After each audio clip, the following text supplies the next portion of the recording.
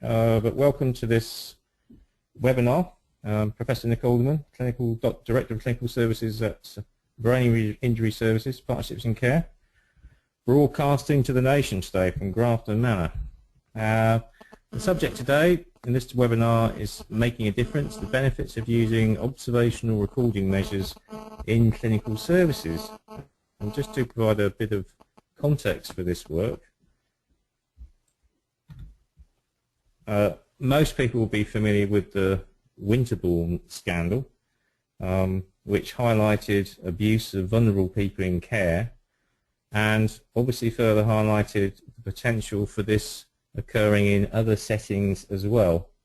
And as a result of that, there have been quite a few changes in policies and practice as a result, particularly in the areas of learning disability, to reduce the chances of this abuse happening again.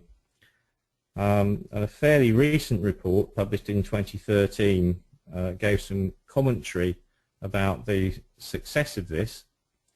They contrasted two sets of data, so a set of data recorded in 2010, another set of data recorded in 2013, and really, as we can see from the text on this slide, which I hope you can see, the anticipated reduction in restrictive practices wasn't found. So, for example, the authors of the report particularly highlighted that things like self-harm, hands-on restraint, and use of seclusion hadn't reduced in frequency, despite the changes in policy that were introduced as a result of the Winterbourne scandal.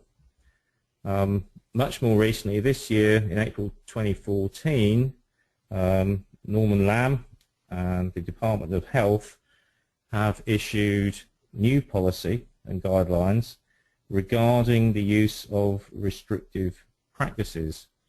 Restrictive practices are seen as something to be quite rightly avoided, and instead there will be a requirement for services to use positive practice. Now, positive behaviour support rather, is a form of behaviour modification which most people will probably be familiar with.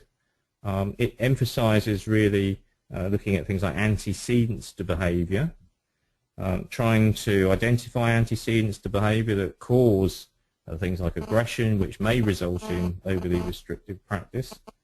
If antecedents can be identified, then they can be avoided if that's appropriate. It's not just about antecedent management, it's all about giving people particular skills, for example, if they have a skills deficit, to, for example, communicate instead of using aggression.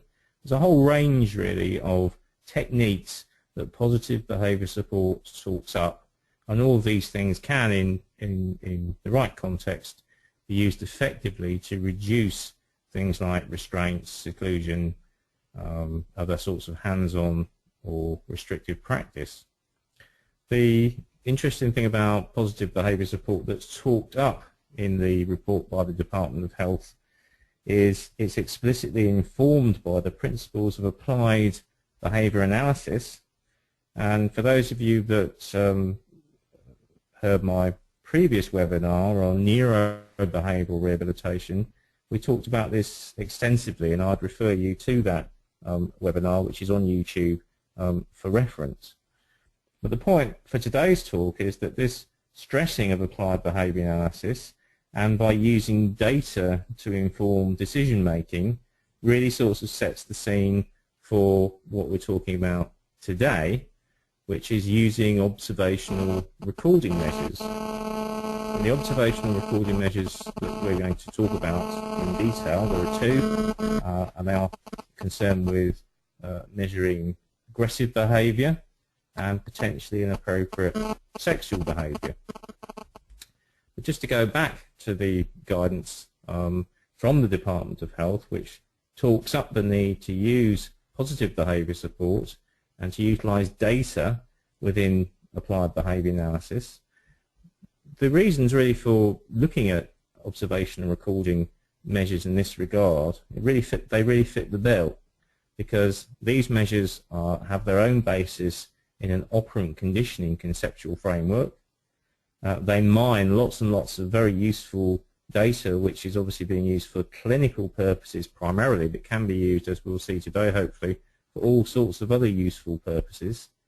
But ultimately these things inform clinical decision making, so that it's good things for clinicians to use, which also satisfies the requirements, or the new requirements, of the Department of Health. So today really that's the context. We're really going to look at these two measures in that respect.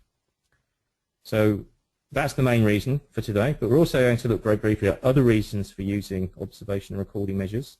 As I've already said, we're going to describe in some detail two, the OAS-MNR and SASBA, which we'll talk about in a moment.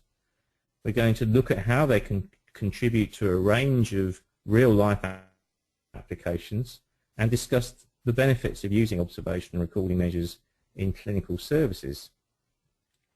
Now, of course, whenever we're introducing new things for very busy clinicians to complete, we have to justify it, because people are very busy, and this can quite rightly be the immediate response.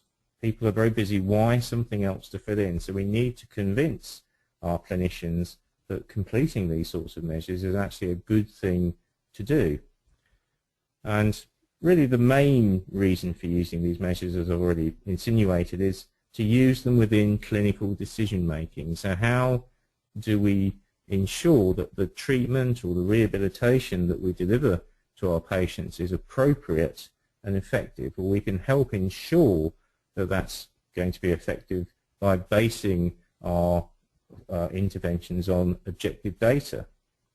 And the objective data collection feeds into what we would call a case formulation approach, which I guess most people are familiar with. So in a case formulation approach, rather than just saying, oh, let's try this treatment or let's try that treatment, and really it's a matter of luck if it works or not, a case formulation approach talks up the causes of behavior, and we come to some understanding about what's driving that behavior. And if we have a hypothesis about what's driving behavior, then we're more likely to be able to devise an intervention that's going to be effective. And this would be the sort of process that people, or clinical teams, will go through. So first of all, an assessment stage where information is collected by a clinical team about whatever it is that's the subject of change, let's just say behavior in this instance. They would then use that information, which would include things like the history about the person, how they present, a whole range of things really, in the formulation. So within a therapeutic framework, they would create a hypothesis about behavior. And again, I refer back to my last webinar on neurobehavioral rehabilitation, where the neurobehavioral rehabilitation model was the conceptual framework that was used to drive treatment. Having got a hypothesis about behavior, one can then design an appropriate intervention, one that's very likely to work because it's taking directly into account what's thought to drive that behavior or that emotion, or fulfill that person's needs, and then having implemented that intervention to evaluate it. And observational recording measures can be used and should be used at all of these stages. And if we look at acquired brain injury, which is the area that I work in, but this is not restricted to acquired brain injury by any means. If we think about aggression, simply because that's a very overt behavior that's something we can talk about frankly, rather than being one cause or one driver for aggression, there can be many, as we can see in this diagram, which just tries to illustrate what can cause aggression.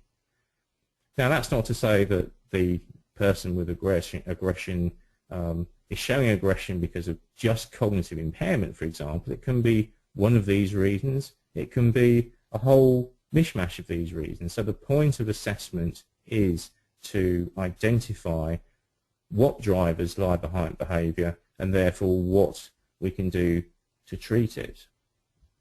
And again, just taking forward what the Department of Health documentation is talking about in terms of applied behaviour analysis, really another equivalent term for this is functional or functional analytic approach, where the main conceptual framework being used to try and understand behaviour is provided by learning theory, in particular operant conditioning, and this conceptual framework would say, or does say, that behaviour operates on the environment, and the way behaviour operates on that environment can also result in reasons for that behaviour being maintained or evolving in the first place. So under this sort of scheme of trying to understand behaviour, it's very important to try and identify the relationship of behaviour with the environment. And what does that mean? Well, that looks at what are the antecedents that evoke it, and what are the reinforcing consequences possibly that maintain it. And this isn't new by any means, and many people will be aware of lots of different ways of measuring behaviour and recording behaviour. We can, for example, look at patients' clinical notes to see what clinicians have written about behaviour. We can look at instant forms.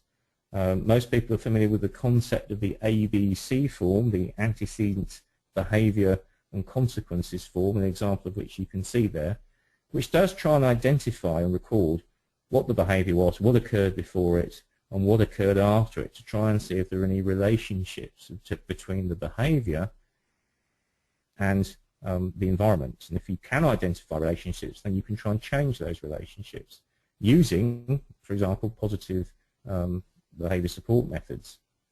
The difficulty with these methods, though, as we'll see, is that they lack what we call psychometric rigour. So there are lots of issues. They're not continuous recording tools. For example, a note, a clinical note in the patient's records may refer to an aggressive incident, but that aggressive incident may be the whole of the time, for example, if the patient was unsettled, that the nurse was on duty for. So that can wrongly give the impression, perhaps, that we're just looking at one single episode of aggression, whereas in fact it could be many. As we'll see in a while, there's a lack of consistency in the terminology that's used, and people inadvertently might use different ways of describing the same behaviour, which can result in difficulties. And again, as we'll see, when people make clinical notes, particularly at some time after the event, there can be problems in the accuracy of those records because of the way that memories are processed at that time, and all sorts of other reasons which we will look at.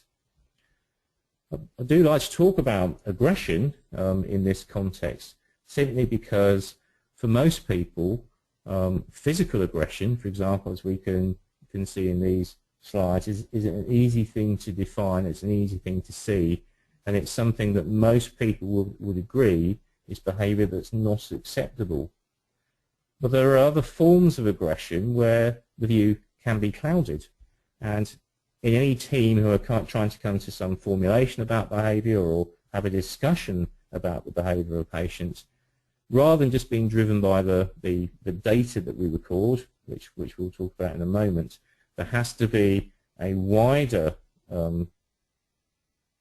consultation about the morality of trying to change someone's behaviour.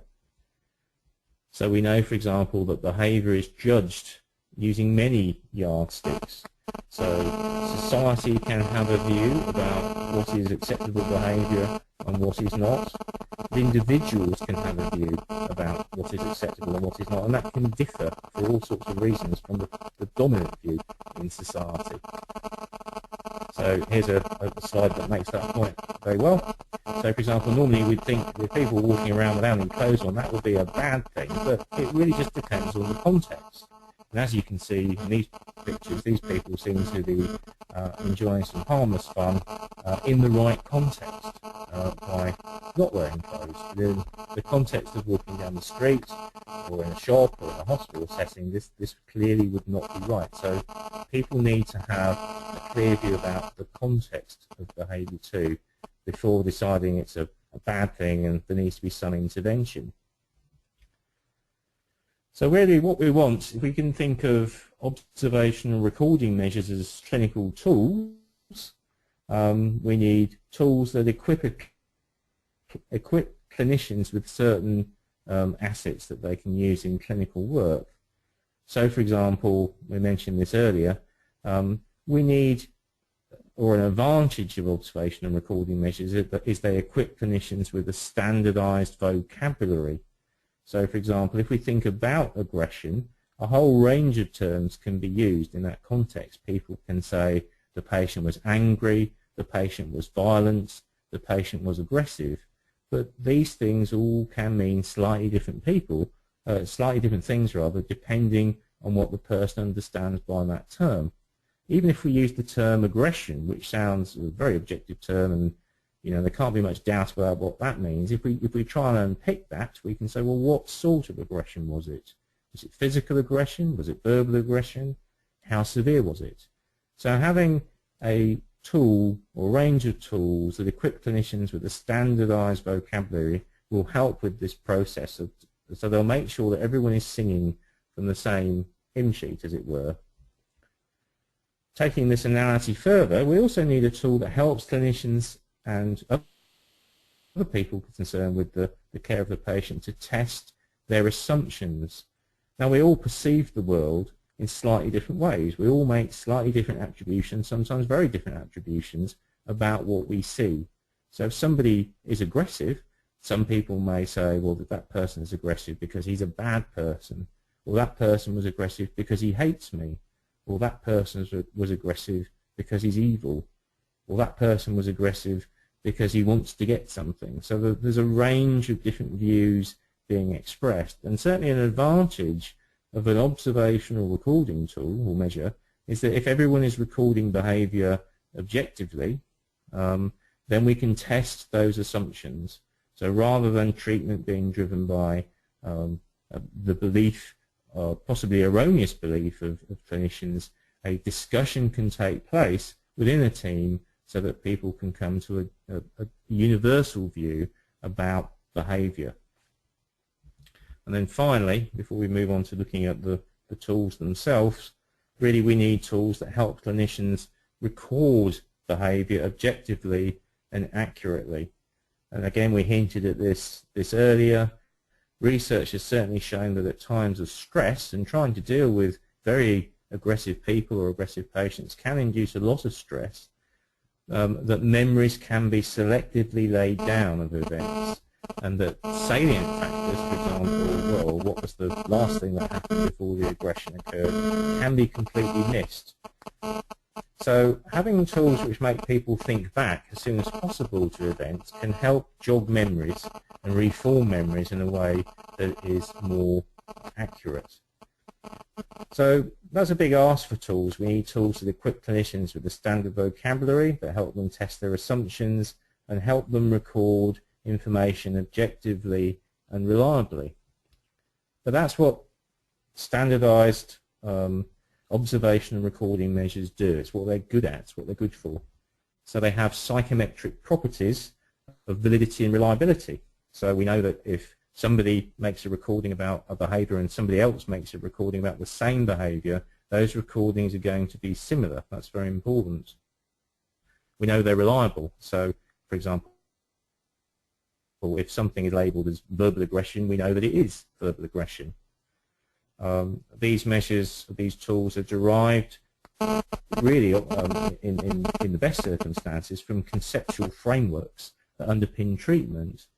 So if we talk about positive behaviour supports, we talk about operant conditioning methods, then methods which really embrace those conceptual frameworks and inform them will help the process, and we'll clearly see that the measures I'm going to talk about today achieve that goal. Just building the analogy further, they provide a common language within clinical teams, again to help consistency and objectivity, and also between different services, which can be very helpful when patients are perhaps changing between care pathways. So if a particular service has a patient, they can describe their behaviour objectively using these standardised recording measures, and other services use the same measures, then everyone knows where they are with that particular individual. And as we'll see, they have multiple applications, so we'll illustrate that point today. Okay, so the two tools I'm now going to go on to briefly describe are, first of all, the Avert Aggression Scale, modified for neurorehabilitation, which is a bit of a mouthful. So usually we talk about that as comprising the MOAS, because that's a bit easier to say. This is a observational recording measure that is based on an existing measure created by Yudowski and colleagues back in 1986. It's been extensively modified and expanded, and it was devised initially for use in brain injury rehabilitation, and that scale was published back in 1997. And although it was extensively modified with brain injury rehabilitation in mind, it is equally applicable in a whole range of clinical settings, including forensic settings, as we'll see in a while. So that measure deals with aggression. Another measure was developed on the back of that, really, called the St Andrews Sexual Behaviour Assessment Scale, or SASBA, and this is based on the MOAS, and as we'll see, the behaviours have been changed, so it has new items, and these new items are really concerned with trying to measure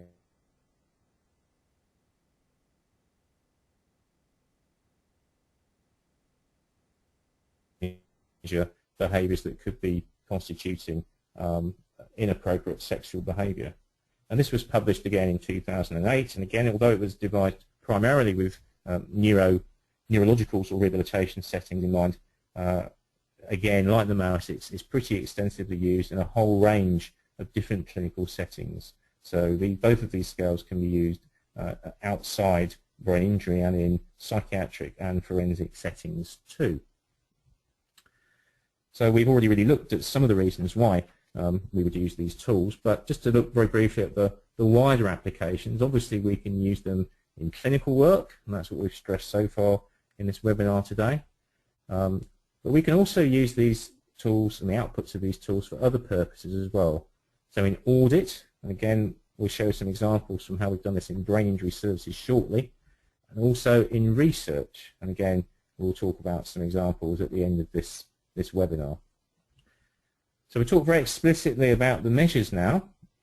Each measure consists of two parts, and we'll see these in a moment. But the first is a reference form, and that contains the definitions of the various behaviours and other items that are recorded. And then an actual recording form itself on which the ratings and codes are entered. Now what we can see here is the reference form for the MOAS, and I'm going to break this down for you. For those people that haven't seen it before, it looks pretty dense and unfriendly, but with some unpicking it actually is quite simple, and most people, as we'll see later, find this very simple to use once they've had a bit of exposure to it and have a bit of practice to it. But the form itself sort of is laid out in three parts: so behaviours, antecedents, and interventions. So we look at the first part of the form, behaviours. Okay, so what can we see here? Well, if we look along the top there, we see four categories. So there are four categories of aggression that the MOAS measures. So we have verbal aggression, physical aggression against objects, physical aggression against self, and physical aggression against other people. And these have codes associated with them. So we see they are VA, PO, PS, and PP. Now if we look down the, just trying to move this on, if we look down the side here, we can see that each of these behaviours is divided into four levels of severity, and there are boxes there with definitions and examples in that helps the person making the rating to describe or decide objectively how severe the behaviour is. and they're coded, as we can see along the side there, 1, 2, 3, and 4. So 1 would be mild, 2 would be moderate, 3 would be severe, and 4 would be very severe. So the idea is that when behavior is observed, it's categorized using this matrix, and then there's a code that's produced. So for example, a VA1 would make reference to the fact that the person's made some loud noise, they've shouted angrily, that it's not person directed, whereas a VA4, we look at the box there in the bottom left hand corner, would reflect that there have been clear threats of violence directed to other people or the person themselves. And again, if you look at each of those boxes, you'll see there are clear criteria about what constitutes the type of aggression and the severity of the aggression.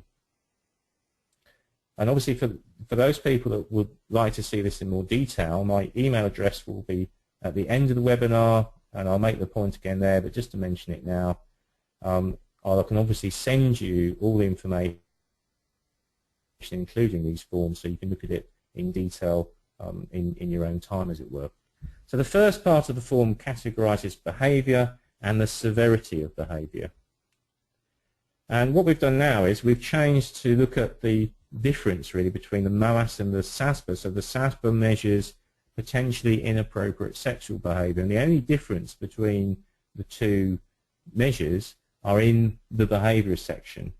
So again, if we look at the top there, we can see 4 behaviors, but instead of referring to aggressive behavior, they're referring to a behavior which could be potentially inappropriate sexual behavior. So we've got verbal comments, non-contact behaviors, exposure, and touching others.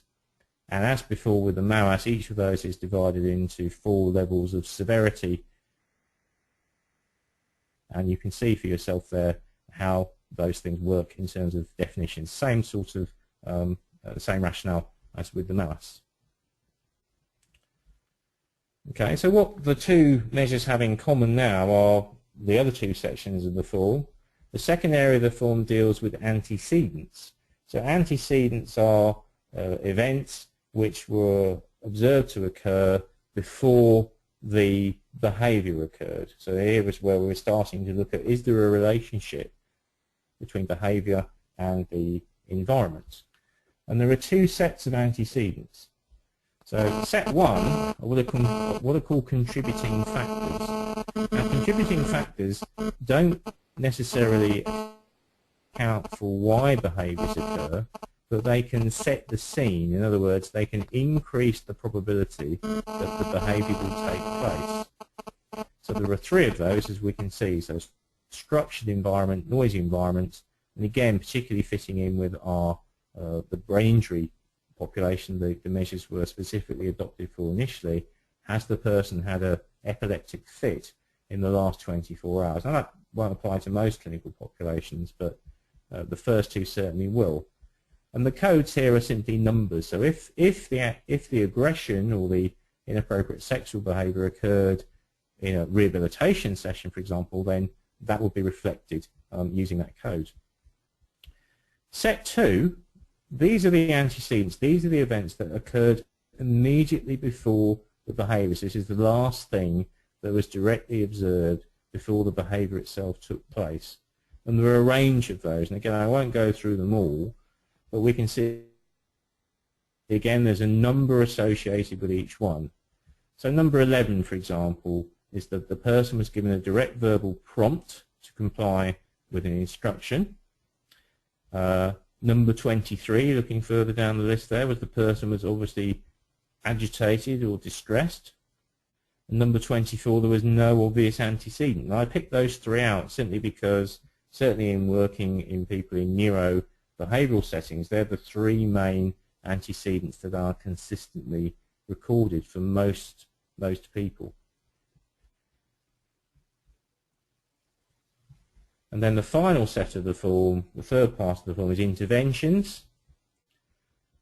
So again, there are a range of interventions. So what are interventions? Well, that's the last thing that was done to manage the behavior. So we see a range there, and the difference here is that instead of a number being associated with a descriptor, we have a letter of the alphabet. So A would refer to the behaviour being ignored or played down. B will be talking to the patient, which might include prompting them. And again, if we look further down the list there, we can see things like seclusion, H. We can see things like physical distraction, M. So the point is that we can record what happened using these codes. So that's the reference form. The recording form looks like this. So again, I think it's pretty self-explanatory, and we'll see an example of this, but we've got some columns there, and within the columns there are boxes, and for each event, which comprises a row on the recording form, we can enter the variables there, enter the codes to reflect the behaviour. We'll look at that, an example of that in just a minute to try and bring that to life.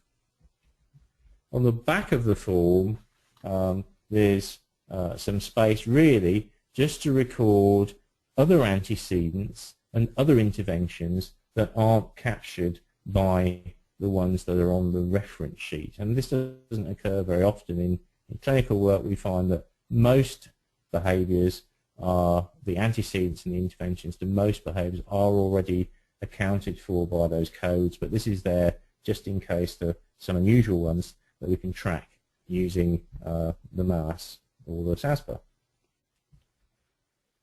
So here's an example of what the recording form might look like as it's recorded. And oh, look, it's being recorded about me. My name's on the form.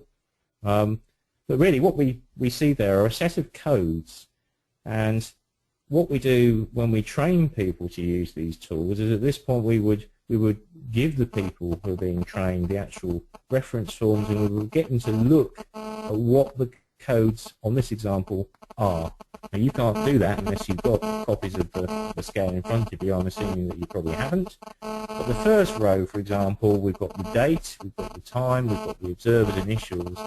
And remember, this is about me. I didn't know I was that sort of guy, but there you go. If we look at the antecedents there, there's a tick under structured activity. So the episode of aggression there occurred in some structured activity. The environment wasn't noisy. Thankfully, there was no epilepsy on my part there, but the behaviour took place in a structured activity. What was the event that occurred immediately before? We've got a code there for 11.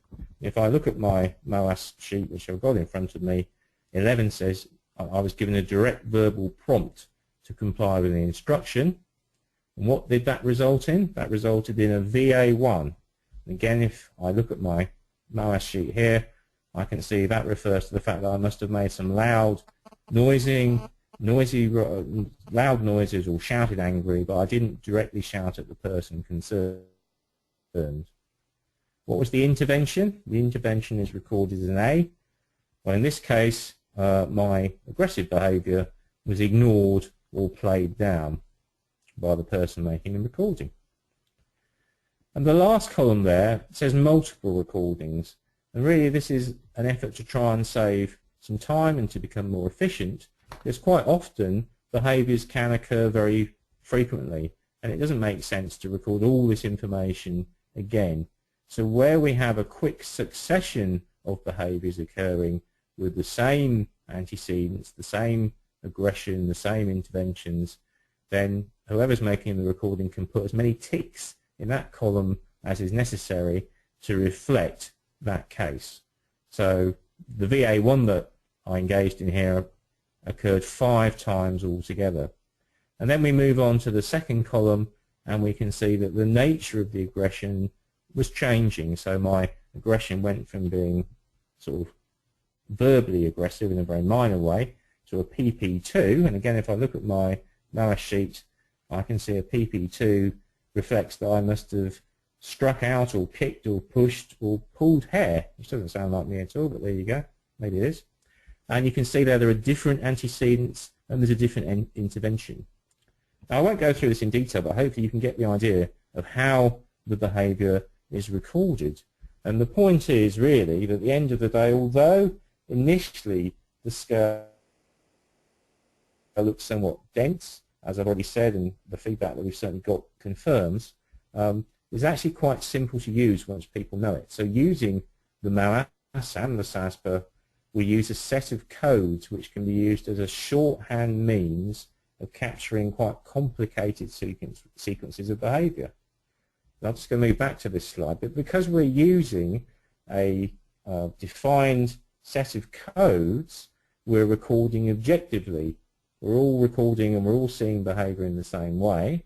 Although we may have assumptions about, for example, why I'm being aggressive in this case, we can test those assumptions out by bringing those recordings really to the regular clinical meeting where the whole team meets up and having a discussion about it and coming to a joint view, a unified view about what's driving that behaviour, and therefore the team can move forward with a shared understanding and a shared agreement about what's causing that behaviour and how it should best be treated. And again, just to make you aware of this, this is some detail, but really there are some guidelines. Again, we stress these when people are trained to use these tools. Again, really sort of some of them are quite obvious, but the fact is that we only record, for example, one antecedent. We don't record multiple antecedents. We record the last one that observed. So in some cases, aggression may build up over a period of time, but we always, for the sake of simplicity and objectivity, just record the last thing that happened before the person was aggressive. Secondly, quite often aggression can be multiple, so people can be verbally aggressive and at the same time physically aggressive. So again, we ask people to try and record only the most severe behaviour. That's what we're interested in. Again, that increases the reliability of the recordings made. And again, we only ask people to record one intervention. That's the last thing that was used. So really, like antecedents, there may have been several things that were done to try and manage the behaviour, but we only ask people to record the last one that was used. And the last point on that slide concerning multiple and single events really reflects what I've already talked about with the multiple recordings column. So that's available really to record behaviour which is identical. And as a working rule, we separate single events by a gap of 2 seconds. So that's when one episode of aggression, if there's a gap of at least 2 seconds and another episode of aggression occurs, that's 2 episodes of aggression. Now, again, at this point in training people to use the MOAS, this is really where it gets interesting from the point of view that we show some very interesting examples of aggressive behaviour on video, which are recorded using our staff members here at in Partnerships in Care, who are modelling aggressive behaviours. And these start off quite simple and get more complicated, and we ask groups of people whom we're training to practice recording these behaviours and to discuss their findings, discuss any difficulties they're having, to have some practice, get some confidence with the tool, and that takes about half an hour. So we're giving people exposure to the tools and how to use them, and that sort of practical experience really moves people on from thinking this looks possibly a bit overwhelming to something that makes sense and something that actually is quite simple to do, given a bit of experience and given a bit of practice. In actual use, every day on the wards, what do we do with all this information? Sometimes we can collect hundreds and sometimes even thousands of episodes of behaviour using these sorts of scales, and we have to actually try and make sense of them. So how do we make sense of them? Well, the obvious thing to do is to use various databases. So Excel could be used, more sophisticated packages like SPSS. SPSS is what I favour for both storing data and analysing data.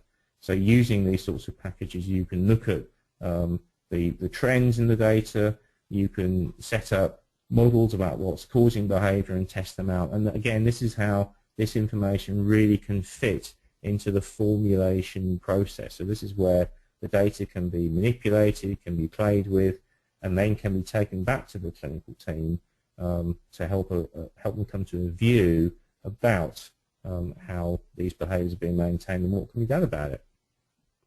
So they're the actual scales, and in the last few minutes we'll just talk about some examples of how they're used. Now, the first example is in clinical work. Again, we've really sort of covered the rationale for this.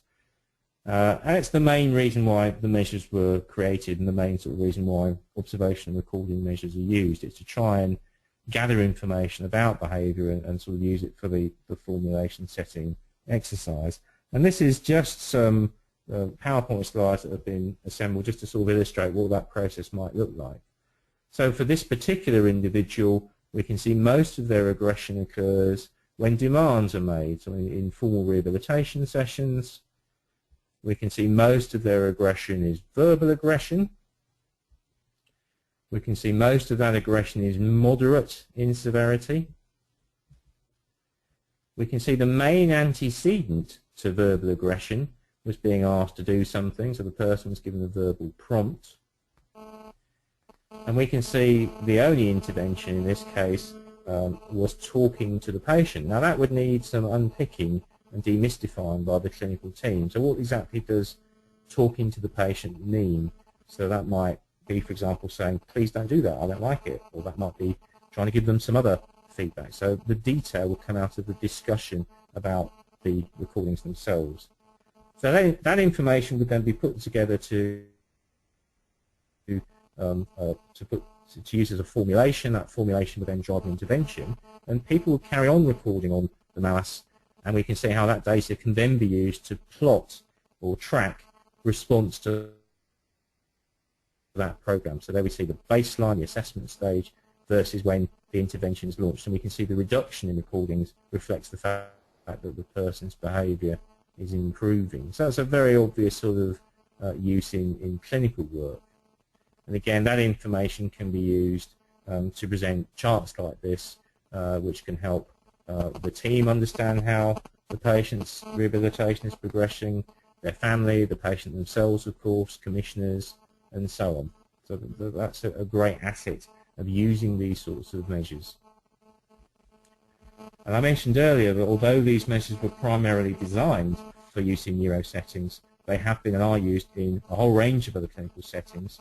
So whilst I won't go into the detail, this is just real data concerning somebody, a patient who's obviously in a secure service. So this is a person who hasn't got an ABI, but the secure service are using the MOAS and the SASPA to great effect, as many do, to help in their clinical and other work. So here are the sort of demographics almost in terms of the types of behaviour, the severity, the antecedents, the interventions, and again the tools being used to plot response to rehabilitation. So they have just as much validity in non-ABI settings as ABI settings. So that's clinical work. I mentioned earlier that there's a role for these tools too in audit, and recently we have completed an audit of these behaviours in both of our settings in brain injury services. So Grafton Manor, there in the top left-hand side, and Elm Park in Essex, the bottom right-hand side. And what we did was we are recording constantly with these measures for clinical purposes. It's very useful to get a snapshot for all sorts of reasons of the sorts of behaviour that are being presented within services. So we collated, we harvested and looked at in some detail the recordings from the MOAS and the SASPA of a number of patients, so 28 patients and residents between November 2013 and January 2014, to get a snapshot to see what was happening, what was the sorts of behaviours these services are being asked to manage. And there's some information about that particular group of patients and residents. So in terms of the 26 patients over a 12-week period, I wonder how many episodes of behaviour you think were recorded. Perhaps just think about that for a moment. How many episodes of behaviour were recorded?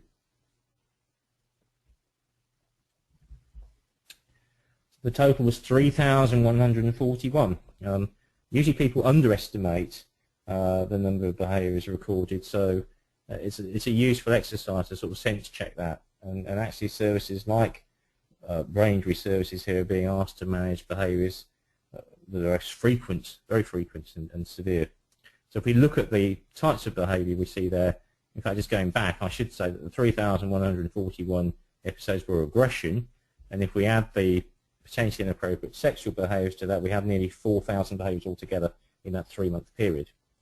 So these are the categories of the behaviour, and we see straight away, like in most other audits where this sort of work's done, that most of the aggression is verbal aggression, which I guess is what we expect, but there's a whole range of other behaviours there that we can see too.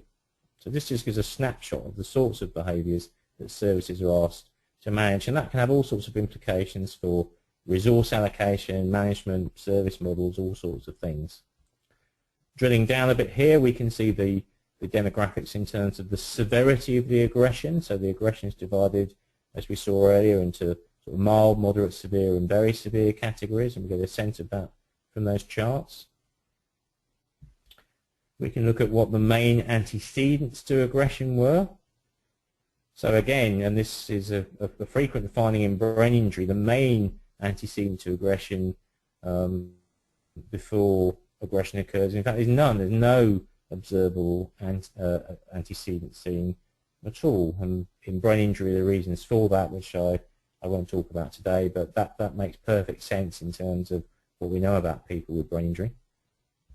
And again, if we look at interventions, and again, going back to where we started really, and the requirement by the Department of Health for services to demonstrate things like positive behaviour supports are being used and evidence, the MOAS and the SASPA can do that because they allow easy and quick ways for staff to record how behaviours are being managed. So here, for example, we can see the principal mode of responding is behaviours being ignored or played down, which is the least intrusive means of managing behaviour. Again, that's consistent with the sort of service model that is used, neurobehavioural service model that's used in brain injury services. So that helps confirm that. And again, if we look at individuals, we can see that the majority of patients and residents don't display these sorts of behaviours.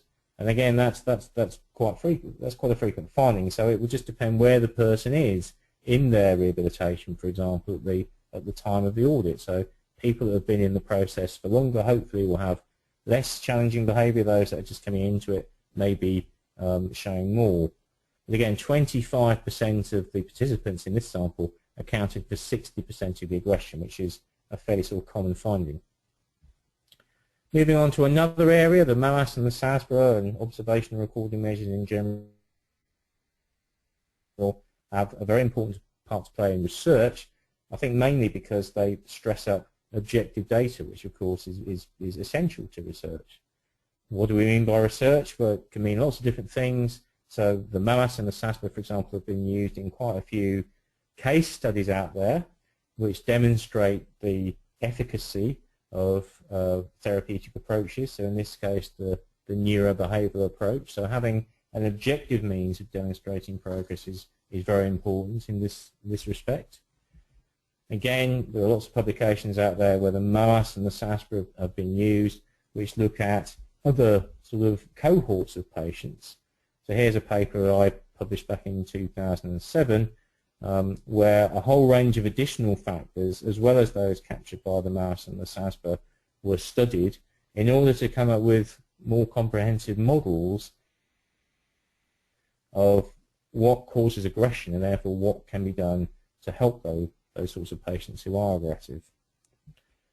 They can also be used for the purpose of measuring the efficacy of services, so they can be used as a key performance indicator, a service level indicator.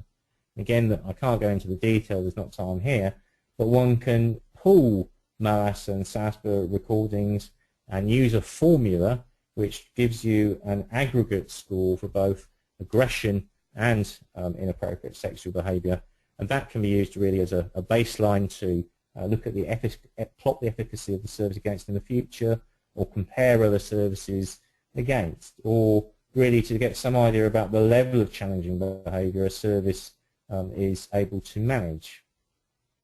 So here's some examples of the use of these sorts of tools. And again, earlier on I talked about the fact that these tools can look a bit daunting when people first see them. So we regularly ask people that use them what they think of them in order to perhaps change the measures themselves where they need changing, but also in terms of the training and the induction that people have to do in order to become proficient at using them. So I won't talk about this in detail, but in one particular survey that was completed a couple of years ago with 72 anonymous respondents, the question here is how easy is it to make a recording on the MOAS? And you can see there that the respondents are biased towards it being very easy or fairly easy. So again, that sort of demystifies the fact that it might look a bit confusing and it's complicated to use. It actually isn't when we see it used in practice. And if we look at training, I think I would recommend after people have received induction in using these tools that we have sort of regular top-up of training every year. And again, if we ask people who use the MOAS how often they think refresher training is needed, that's the general sort of tendency. So an hour's training every year really sort of refreshes people and keeps them up to date in terms of using these tools. That's not a big investment in time given the wealth of data and its uses that come back. And I'm very pleased to say that very recently myself and my colleague from St Andrews Healthcare, Dr. Caroline Knight, we've sort of worked on these two measures for a couple of decades now and published quite a few papers looking at not just the tools themselves but their applications. We recently were awarded the Association for Psychological Therapies award for risk assessment and management, and I mentioned that not to necessarily just show off about that, although of course that's a good thing to do anyway, but just to point out that these tools do have a role in risk management, so they can complement things like using structured professional judgment tools such as the START, such as the HCR20, so they can complement that whole process and feed into it.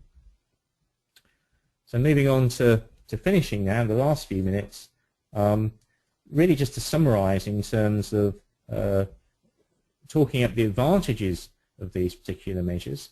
The obvious thing that they do, as it says there, is that they facilitate collection of valid and reliable observational data that ultimately informs treatment, but there are all sorts of particular benefits to sort of teamwork as well, which we've already looked at in detail, so I don't propose to talk about that again. But things like providing a common vocabulary, enhancing communication, the team can look back and think that change, if change has occurred and it's positive change, is real change because these data that they collect are objective and reliable. So what they've done, the good job they seem to have done, is a job they've done indeed.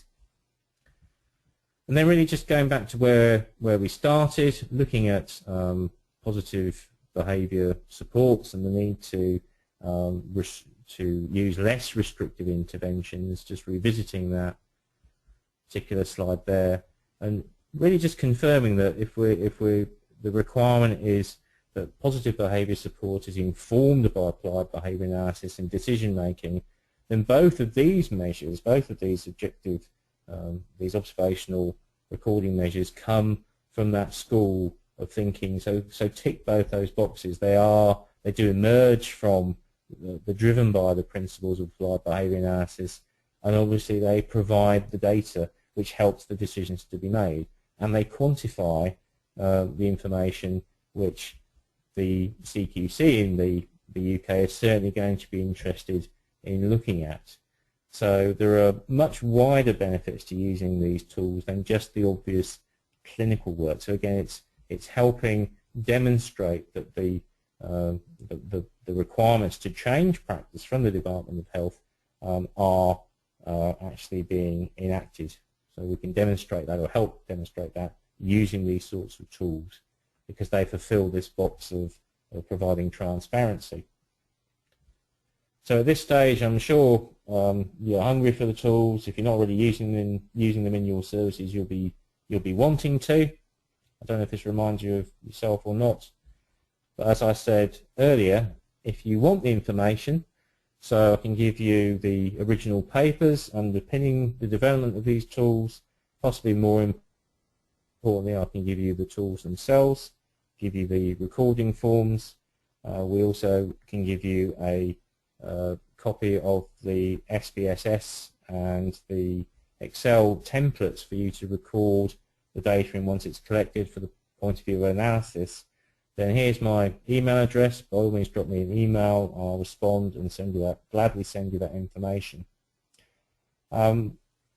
This webinar should be made available on YouTube for your future reference. If you want to share it with your clinical teams, then please do so. PIC and brain injury services are holding a number of webinars. This is one of several that have already taken some place.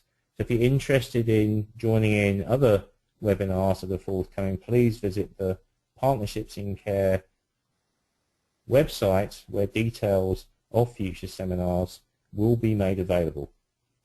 I'd like to thank you for your interest today and wish you well, and look forward to your positive comments over time about using the MOAS and the SASPA. Thank you very much.